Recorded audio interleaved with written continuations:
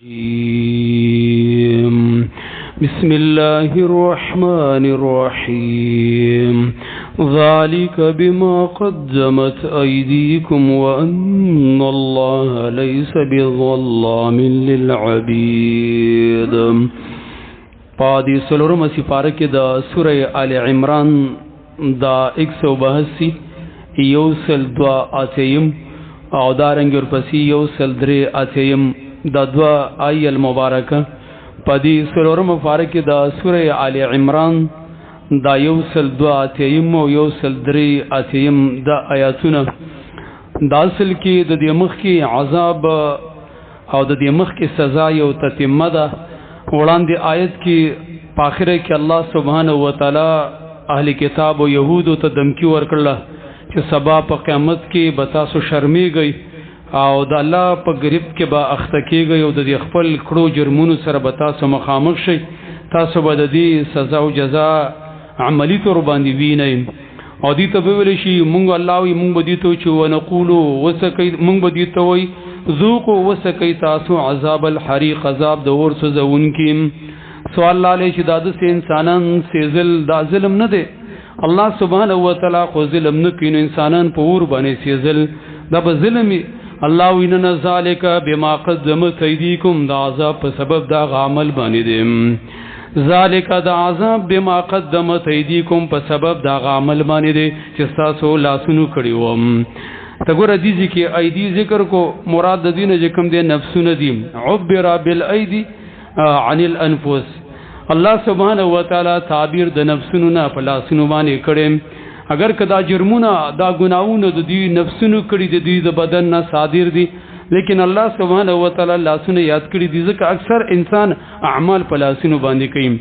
تاسو ګورئ دا لاسونه د څه اندام دي چې دا پارځه کې استعماليږي او په بدن کې د څه اندام او عضو د چډیر زر حرکت کوي.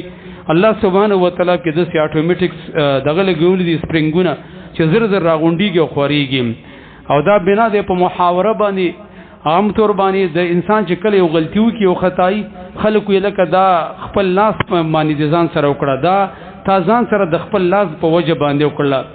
الله سبحانه وتعالی وی دی چې موږ سبا په قیامت کې راګیر کړیو موږ دا سزا دی لا سی چټی نه ورکو موږ به دې ته د دوی جرمونه په ګوته کو چې ګوره دادا جرم دې کړي تاسو انبیو پیغمبران وجلیو تاسو د الله سبحانه وتعالی ګستاهی او بی ادبی کړو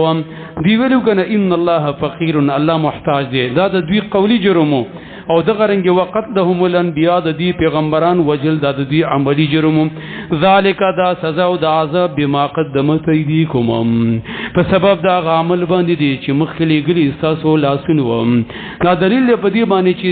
صد د دنیا کې وکړل یاد ساته د دې نتیجې او د دې انجام سره په آخرت کې ملاويږي د څه نه دګنی چې په ډوبه کاتره چې څه دی وکړل نه نه څه چې د توکړ په آخرت کې د جمع کړل داغي نتیجه به کوم دی راوځي دلته مقصد دا دی چې الله سبحانه وتعالی بو تاسو په بل چا باندې پړم ورچوي دا تاسو د عمل نتیجه ده دا هغه ثمره او میوه ده دا هغه فصل دی چې تاسو کړلیو بل چا در باندې دا نه دی کړی خپل ځان سره دا کار کړی دی. وان الله ليس بظلام للعبيد نه اونکه په بندگانو باندې ظلم چې دنو دا صيغه د مبالغه ده یعنی مقصد نه دی چې نفي د هر قسمه ظلم نه او دا مستلزم دی کامل عدل لره دې ته اشاره د دې ته چې دا سزا ملاويږي د دې دوه وجې دي یو دا دی چې دی ګناہونه او جرمونه کړي دویم دا دی چې د الله سبحانه وتعالی د عدل تقاضا ده چې د مجرمان له سزا ورکړي شي ځکه دا ډیران دی زمونږ استادو طریقم دا د چې ولاقه کې سړی ډیران ختمي نور ته ورته کې پلاستیک ملاسټیک راجمه کې د صدا يهود چې دینو دا شر البریه په مقدس مکه باندې بدترین او ناکاره خلق دي دوی انبیا وجلی دوی پیغمبران وجلی دوی د رب العالمین ګستاهی او بی ادبی کړی دا په مقدس مکه باندې چې کم شر او فساد او رانی او خرابی ده هم دوی کړی دا نه ځکه چې دا دوی ته کوم سزا ملاویږي یو د دوی جرمونه او دغه رنګ د الله سبحانه وتعالی د عدل تقاضا ده وان الله ليس بظلام للعبيد ندی الله سبحانه وتعالی اس قسم ظلم کون کې په بندگانو باندې معنا یو نوع ظلم هم نه کوي وجه دا د ظلم هغه څوک چې هغه کمزوري یو سړی چاته غوسي الکه زبدي ګیرومه به چې کله وسو طاقت په وشي راګيري کې نو د په مثلا د لسو سپیړو د لسو خړسونو حق پی خو دې چې کم د موقع ته ملاو شوي نو آوټ اف کنټرول شي نو به د لسو په ځای باندې شل خسر دغه سپیډي وخي او دغه رنګ چې کم د سزا او لذت ورکي خلکو لکه ظلم دی کو سو سره دومره حق نو هر چې الله سبحانه و تعالی د پارټین کې قادر دی نو دی وجه نه الله سبحانه و تعالی ظلم ته هیڅ ضرورت نشته دی نو ظلم منا دې ته اشاره چې الله سبحانه و تعالی ظلم والا نه دی مناسب نه دی چې الله تعالی ظلم نسبت شي الله سبحانه و تعالی په بندگانو باندې هیڅ قسم ظلم نه کوي الذين دام يهودا کسان دي قالو چې دی ویلي دي ان الله عهد الينا يقينا الله تعالی مونږ ته وصیت کړو الله مونږ ته فوق امر کړو په دې خبره باندې الله نو من له رسول چې مونږ ایمان نه راوړو په یو رسول باندې حتا یاتینا تر دې پورې چې دا رسول مونږ ته راتګو کی به قربان ان پاغه قربانی باندې تاکله النار چوسی زیاغل راورم دی آیت کې الله سبحانه و تعالی دې ته یو بل زجر او زورونه ورکړي د دې په بل یو قباحت باندې او دغه رنګي د نبی صلی الله علیه وسلم په ایمان هغه باندې په ایمان نه راوړلو او داغه سره د مخالفت کولو د دویو غلط عذر او یو دروغجنه بانه سیرت کې راغلي د دوی مشرانو لکه فنحاس ابن عزورا او دغه رنګي مالک ابن سیف کعب ابن اشرف وهب ابن یهوذا دا یو څلور پنځه کسانو د دوی مشران او د دوی قائدینو نبی صلی الله علیه وسلم ترال هغه ته ویلي چې یا محمد علیه الصلاة والسلام تزعم ان الله بعثك بالحق ورسولا وانزل عليك كتابا اے محمد علیه الصلاة والسلام تاسو خل او ګمان دي چې تګینی الله رسول او پیغمبر را لېګلې او تا باندې کتاب را لېګلې دي او دغه رنګ پتاي کتاب نازل کړی دي او ته زمنګ نه دا مطالبه کې چې وان نؤمن بك من پتا ایمان راوړو من خو لې پتا باندې ایمان نه راوړو ځکه الله سبحانه و تعالی موږ ته په تورات کې دا خبره کړې ده چې زه یو نبی او رسول راولېږم نو تاسو به ایمان نه راوړئ تر څو پورې چې دا رسول تاسو ته یو داسې معجزه پیش نه کړي چې د قرباني پیش کړي او د اسمان نه تیار ور راشي او هغه وسیږي او ایره کړي نو الله به تاسو منئ نو تا چونکې موږ ته داسې معجزه نه ده پیش کړې نو ځکه موږ تا نه منو الله سبحانه و تعالی د دې په دې خبره باندې رد کوي ځکه دا خو اهلی کتابو دا خو مولایانو خیر خلکو دین او عرب متاثرو نو د نبی صلی الله علیه وسلم په باره کې خلک بدګمانه کول او دغه رنګ داغه خلک اړول الله سبحانه و تعالی چې او ظالمانو دا تاسو دروغ وای ټیک ده چې تورات کې دا خبره و خدا د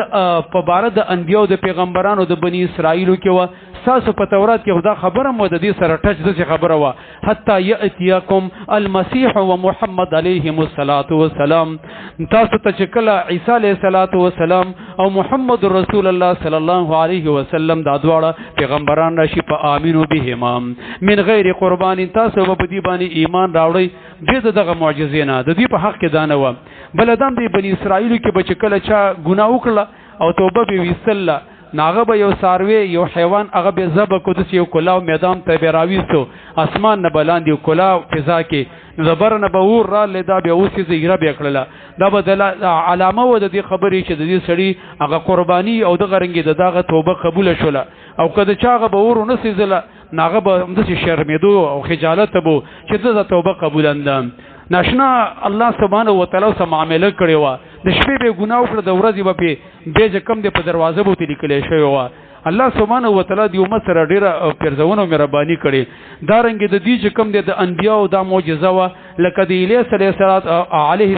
السلام د سليمان علیه السلام او د یحیی علیه السلام چې غیب کله یو صدقه او قربانی پیش کول نه برنه به ور راتو د ټولو پیغمبرانو د بنی اسرائیل هم دا معجزه نه و د دې په باره کې دا قانون چې کله به د دې مجاهدینو جهاد وکړو غنیمت به ونیو ناغه به دې راجمه کو د برنه به ور را لغه به وسېزوم او چې کله به د دې غنیمت راجمه کو ور برانلې د دې ته به اشاره و چې دا جهاد کې خیانت شوه دی جهاد کې غدر او دوکه شوه دا پوره کم د شرمولو هر چې الله سبحانه و تعالی دې نو د امت سره ډیره فرزونه کړي غنیمت دې د لپاره هم د سي جایز کړي ندی د نبی صلی الله علیه وسلم په باره کې دا شوبه کوله چې تمک د څه معجزه پیش کا الله دې ته دوه جواب ورکړي یو دا دی چې د دې نبی په باره کې دا قانون نه دی دویمه خبره ده